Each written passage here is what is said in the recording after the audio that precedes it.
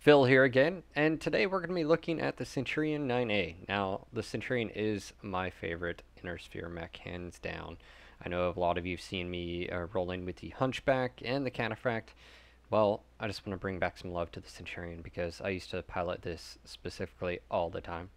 So what we got here is we have the Centurion 9A, and specifically its stock. I have not done any modifications to this mech yet. Well, let's dive into this because some of you guys out there may not be as familiar with it as I am. So stock loadout is an AC-10, 2 medium lasers, an LRM-10. There are no jump jets. It comes with a standard engine 200. With that, you go 64.8 kph. Has 10 heat sinks, so it doesn't really offer much as far as cooling. Now, the cool thing is it's got a nice, I would say, nice array of hard points here. You've got 2 energy, 3 missile, of course as AMS like every other mech, and 1 ballistic, and that ballistic being in its right arm. Now, obviously aesthetics, it's got a very thin profile. Its left arm is pretty much, well, it's not useless. It's a good shield, and that's what I do a lot with it. I try to shield my left side. You know, engaging an enemy, I'll always come in on the left. Some other stuff about it, some, you know, basic info. It's got around 38 firepower. Now, of course, this is just a, you know, a range, a level for you to sort of gauge its firepower. So it's got a pretty good punch with that AC-10. Heat efficiency 1, so it's not that bad. Standard armor, of course, 272 out of 338, so it's actually relatively low on that. So let's go dive in here. Inside the mech lab, one of the things I always do is I look at sort of my own play style. What do I like to do?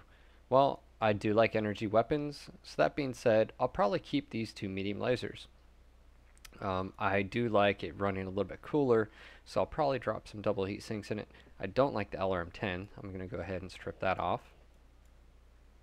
Alright, I'm going to go over here. I'm not a big AC-10 fan, so I'm going to go ahead and take that off. So I'm pretty much left with 2 medium lasers, the standard engine. Let's go ahead and drop that. I like speed, and specifically, I have a need for it. I do like the XL245. With this, plus the speed bonus, this will actually tip me over to 85 kph. Now, as you saw, a notification just popped up there. I need more heat sinks. So let's go ahead and save this real quick. Now let's move into the upgrades. I do want to upgrade the heat sinks to double. And let's go back at it. Now, first things first, change the armor values. I want to go ahead and bounce the armor all the way up. I adjust this as is, left and right torso and center torso all the way maxed. Right arm is already maxed, left leg, and so forth. So let's go ahead and bump this up. Now, I may have to do adjustments in a minute because I already think I know what I want. I'm going to go with an old style build I had with a Ultra AC5, good amount of firepower, reload time, and of course, nice punch. Now, they just introduced the unjam mechanic to where now you don't really have to worry about it. It automatically does it, which is a godsend. And let's go ahead and add 2 SRM4s for close range combat. Now, in order to do that, let's put some SRM ammo. Now, I don't put any case. Why is that? Well, yes, I could take an ammo explosion. I could die, but often enough, if my left or right torso dies, it's over anyways because my XL engine. So I don't know, I sort of take that chance and roll with it. Some people might disagree, but that's how I roll. So let's go and look at some double heat sinks here, obviously.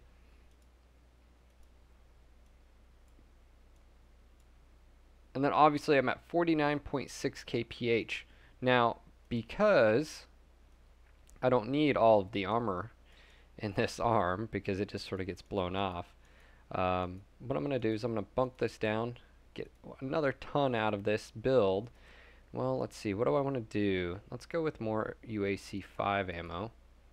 Where do I want to put that? In my head? Why not? Why not? I'm going to die of an ammo explosion. Make it quick. So there you have it. I have an Ultra AC5, 2 medium lasers, 2 SRM4s, 2 tons of ammo for the SRM4s, 4 tons of ammo for the UAC5, 79.3 kph, good amount of armor. and I stripped it. Now, of course, let's go to our camo spec. Let's go to the urban block. Let's go down to the colors here. This is the official unit pattern of my Aces unit. So here we go. As you can see, I like it. It's different. So let's go drop in this and go from there. Alright guys, here we go. And I'm taking this build that we just messed around in the mech lab with. Let's do the quick, put these in the correct groups here. Alright, I'm ready to roll out. Now, they did just implement a system where Ultra AC5s will unjam themselves, and they will not jam if you do not hit double tap or something like that. And I don't know. It's a little convoluted. Personally, it's one of my pet peeves with the system. The UAC5 is one of my favorite weapons, but in my opinion, it should be player controlled. There should be no random in a mechanic that, you know, especially a weapon. There, you know, at least a visual bar saying, okay, well, I'm pushing the limits. I may jam my weapon because I'm firing it too quick, or something needs to be in here.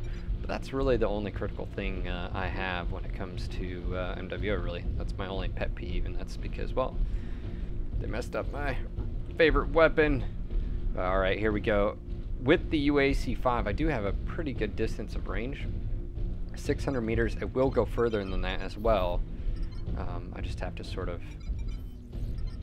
Well, hold on, sorry. Cut short. We've got some multiple targets here. Up.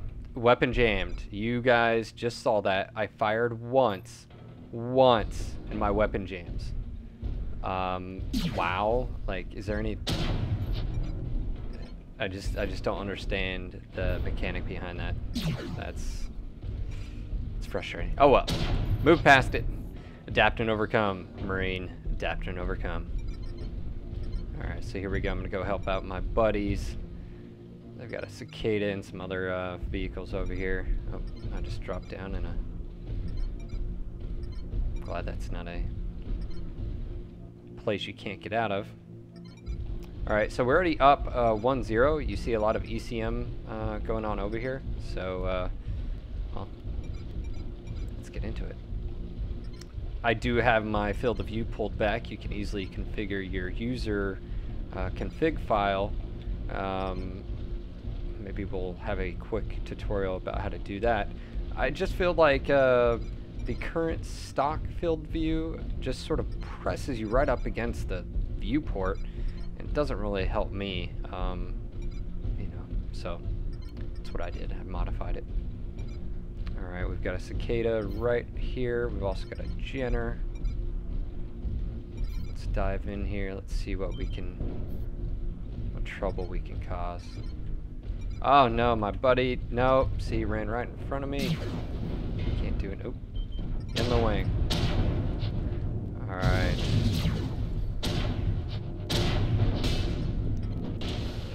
Wow, he just about took my head off there, didn't he? Alright, he's moving around. Now, the bay doors open and allow you to fire a lot more quickly.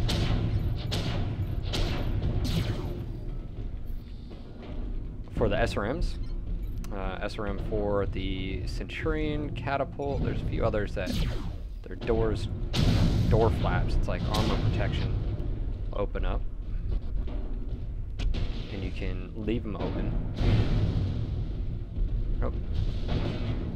Alright, we got some LRMs coming from up here, so I'm going to go investigate. Oh, I've got an Atlas. Don't want to tangle with an Atlas. Just don't want to do it. Know thy strengths, and that's one of them.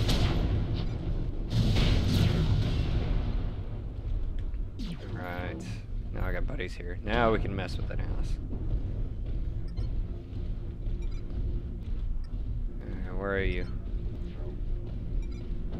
He's somewhere. It looks like I just saw a catapult in its ears over here. And there's the Atlas. And he's down. SRM 6s.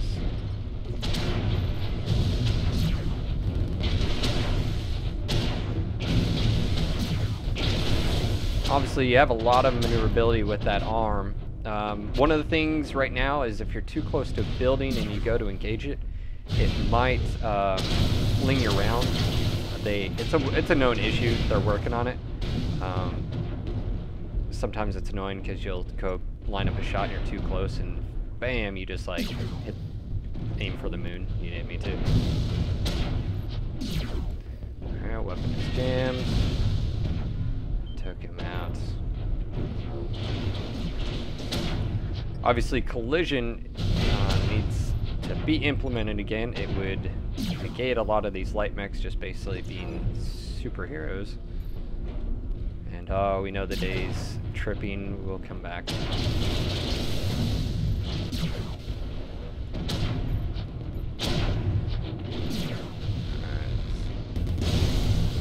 He's down. 2 SRM4. You got to lead those guys just a little bit, but as you can see, it can be done. Not too much damage to myself. Obviously, I took a headshot there, but well, luckily my UAC-5 ammo didn't go up right. Could have died in a ball of fire. But as you can see, a very versatile mech. You could go with a long range setup. You know, you could go with even a close range AC-10, LBX-10. You could do 2 streak 2s as well. That's actually on the 9A. A lot of people actually run with the 3 streaks in the left torso.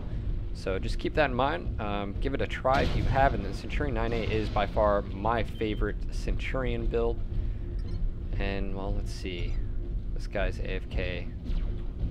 Well, Kel Sindel either disconnected. I'm assuming he's doing a little bit of, well, what you're not supposed to. As you can see, he has internal damage, so he's not repairing.